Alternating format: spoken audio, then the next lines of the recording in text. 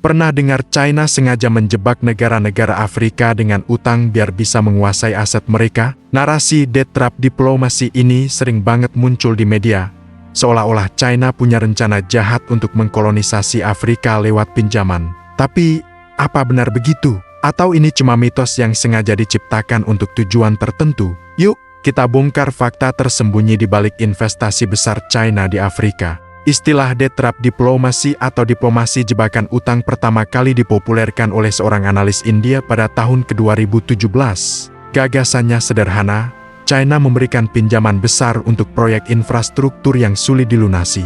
Ketika negara peminjam gagal bayar, China akan menyita aset strategis sebagai gantinya. Contoh yang paling sering disebut adalah pelabuhan Hambantota di Sri Lanka, yang katanya disita China. Tapi tunggu dulu, faktanya tidak sesederhana itu.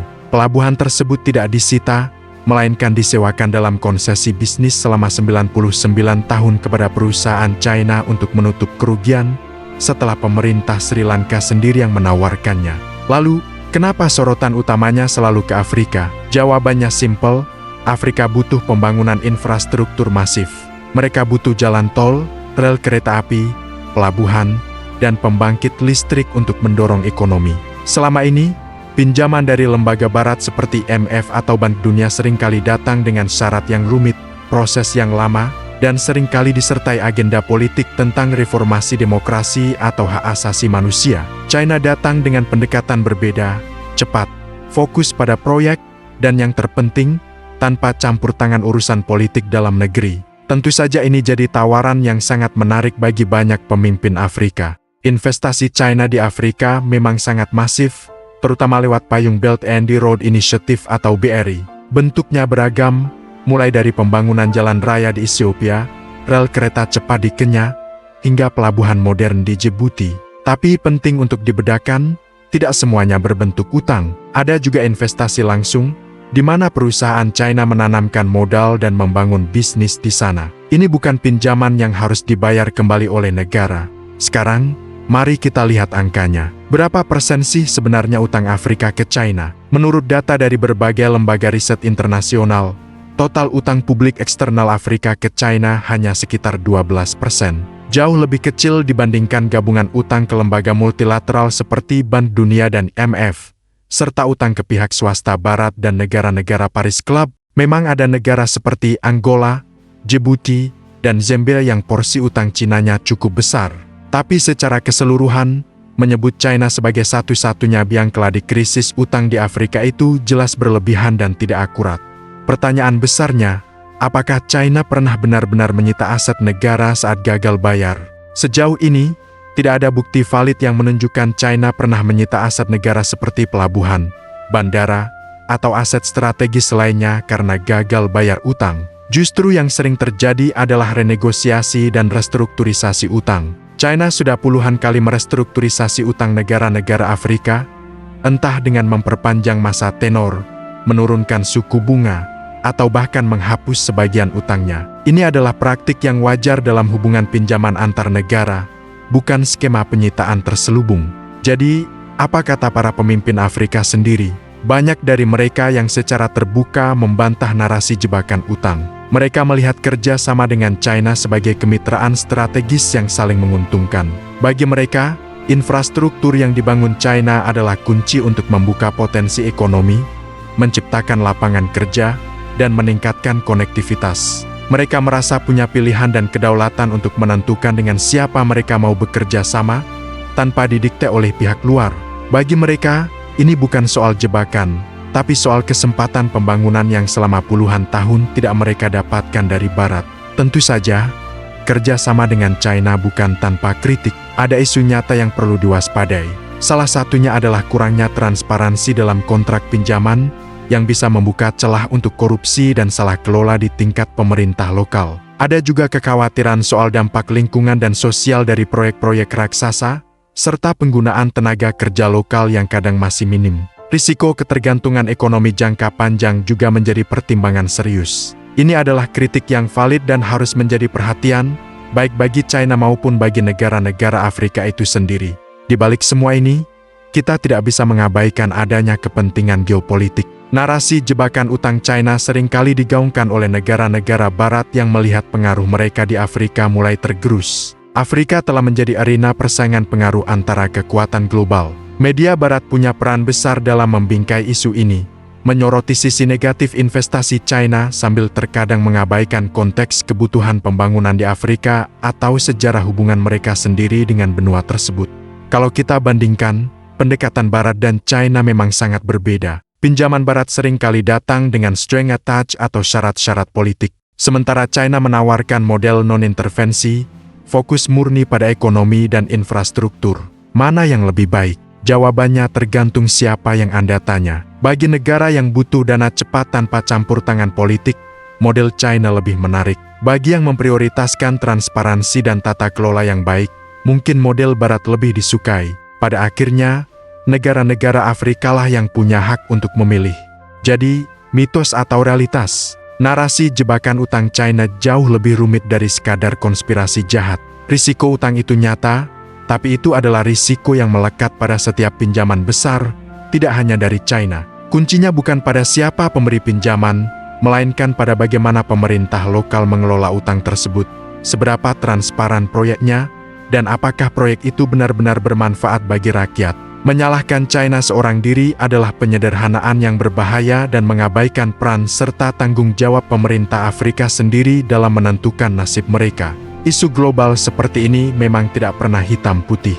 Penting bagi kita untuk selalu melihat dari berbagai sudut pandang dan bersikap kritis terhadap narasi apapun yang kita terima, terutama dari media. Setelah mendengar semua ini, menurut kamu, apakah kerjasama dengan China lebih banyak membawa manfaat atau mudarat bagi Afrika? Coba tulis pendapatmu di kolom komentar. Ternyata, hanya sekitar 12% utang luar negeri Afrika yang berasal dari China. Sisanya, justru datang dari lembaga multilateral seperti Bank Dunia dan IMF, serta dari kreditor swasta barat. Negara-negara seperti Angola, Ethiopia, dan Zambia memang punya utang besar ke China, tapi mereka juga punya utang besar ke pihak lain. Jadi, menyalahkan China sebagai satu-satunya penyebab masalah utang Afrika itu terlalu menyederhanakan masalah. Sekarang, pertanyaan paling penting, apa benar China menyita aset negara Afrika kalau gagal bayar? Kita sering dengar cerita pelabuhan Hambantota di Sri Lanka yang katanya diambil alih China. Faktanya, itu bukan penyitaan. Pemerintah Sri Lanka yang menawarkan konsesi sewa pelabuhan selama 99 tahun untuk membayar utang dan menarik investasi baru. Tidak ada satupun kasus terverifikasi di mana China secara paksa menyita aset strategis negara lain di Afrika. Yang ada justru adalah restrukturisasi atau negosiasi ulang utang, seperti yang terjadi di Zambia dan Ethiopia. China lebih memilih penjadwalan ulang pembayaran daripada menciptakan konflik diplomatik. Lalu, apa kata para pemimpin Afrika sendiri? Banyak dari mereka yang justru membantah narasi jebakan utang ini. Mereka melihat China sebagai mitra pembangunan yang datang tanpa syarat politik yang rumit seperti yang sering diajukan oleh Barat. Presiden Rwanda, Paul Kagame, pernah bilang kalau orang yang mengkritik kerjasama China-Afrika ini sebenarnya hanya tidak suka melihat Afrika membuat pilihannya sendiri. Bagi banyak negara Afrika, pinjaman dari China adalah satu-satunya cara cepat untuk membangun infrastruktur vital yang sudah puluhan tahun mereka impikan, seperti jalan tol, rel kereta, dan pembangkit listrik. Infrastruktur ini penting untuk mendorong pertumbuhan ekonomi mereka. Tapi, apakah kerjasama dengan China ini tanpa celah? Tentu saja tidak. Kritik yang paling sering muncul adalah soal transparansi. Kontrak pinjaman seringkali dirahasiakan, sehingga publik tidak tahu apa saja syarat dan ketentuannya. Ini membuka celah untuk korupsi dan salah kelola oleh pejabat lokal. Selain itu, ada juga kekhawatiran soal dampak lingkungan dan sosial dari proyek-proyek raksasa ini, serta potensi ketergantungan ekonomi jangka panjang pada China. Proyek yang dibangun dengan cepat terkadang mengabaikan studi kelayakan yang mendalam, sehingga ada risiko proyek tersebut tidak menguntungkan secara ekonomi. Nah, disinilah kita masuk ke arena geopolitik. Kenapa narasi jebakan utang ini begitu kencang ditiupkan, terutama oleh media Barat? Jawabannya sederhana, persaingan pengaruh. Selama berabad-abad, Barat menjadi pemain dominan di Afrika. Sekarang, China datang sebagai kekuatan baru yang menawarkan model kerja sama yang berbeda. Narasi ini menjadi alat yang efektif untuk mendiskreditkan China dan memperlambat pengaruhnya yang makin besar di benua Afrika. Afrika kini menjadi panggung perebutan pengaruh antara kekuatan-kekuatan global. Coba kita bandingkan pendekatannya. Pinjaman dari Barat atau lembaga seperti IMF biasanya datang dengan paket syarat yang ketat. Negara peminjam harus melakukan reformasi struktural, seperti privatisasi atau pemotongan subsidi, yang seringkali tidak populer dan menyakitkan bagi rakyat. Di sisi lain, China menawarkan pendekatan non-intervensi. Mereka tidak ikut campur urusan politik dalam negeri, fokus mereka murni pada bisnis dan ekonomi. Tentu saja, masing-masing pendekatan punya plus-minusnya. Mana yang lebih baik?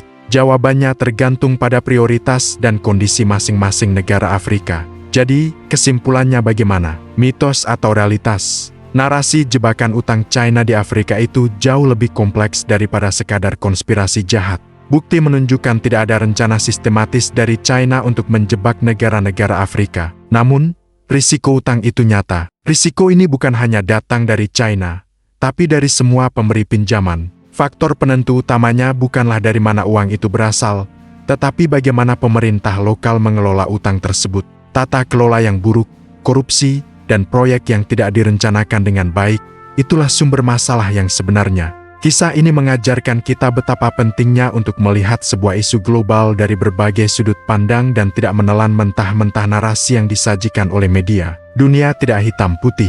Selalu ada kepentingan, ada nuansa, dan ada fakta tersembunyi di baliknya. Jadi, lain kali Anda mendengar sebuah berita besar, coba berhenti sejenak dan bertanya, siapa yang diuntungkan dari narasi ini? Apa perspektif lain yang belum saya dengar? Berpikir kritis adalah kunci untuk memahami dunia yang semakin kompleks ini. Tapi, kenapa Afrika yang jadi sorotan utama? Sederhana saja, Afrika butuh pembangunan besar-besaran. Jalan, jembatan, pelabuhan, listrik, semua itu butuh dana yang luar biasa besar. Selama ini, pinjaman dari lembaga barat seperti IMF atau Bank Dunia seringkali datang dengan syarat yang rumit dan panjang, termasuk syarat politik seperti reformasi demokrasi atau hak asasi manusia. Prosesnya lambat dan birokratis. Nah, disinilah China masuk. Mereka datang menawarkan pinjaman cepat dengan syarat yang jauh lebih sedikit, terutama syarat politik. Bagi banyak pemimpin Afrika yang butuh hasil cepat untuk rakyatnya, tawaran China ini jelas sangat menarik. Mereka tidak peduli dengan urusan dalam negeri negara peminjam. Yang penting proyek jalan dan bisnis lancar. Bentuk investasi China di Afrika itu sangat beragam. Kita bicara tentang proyek-proyek raksasa yang mengubah wajah benua. Ada pembangunan rel kereta api modern seperti di Kenya dan Ethiopia, pelabuhan laut dalam di Nigeria, hingga bendungan pembangkit listrik raksasa di Angola. Semua ini adalah bagian dari inisiatif global China yang ambisius, yaitu Belt and Road Initiative atau BRI, yang tujuannya membangun jalur perdagangan baru yang menghubungkan Asia, Eropa, dan Afrika. Skema pendanaannya pun bervariasi. Ada pinjaman langsung ke pemerintah, ada juga investasi langsung di mana perusahaan China membangun dan mengelola proyek untuk jangka waktu tertentu.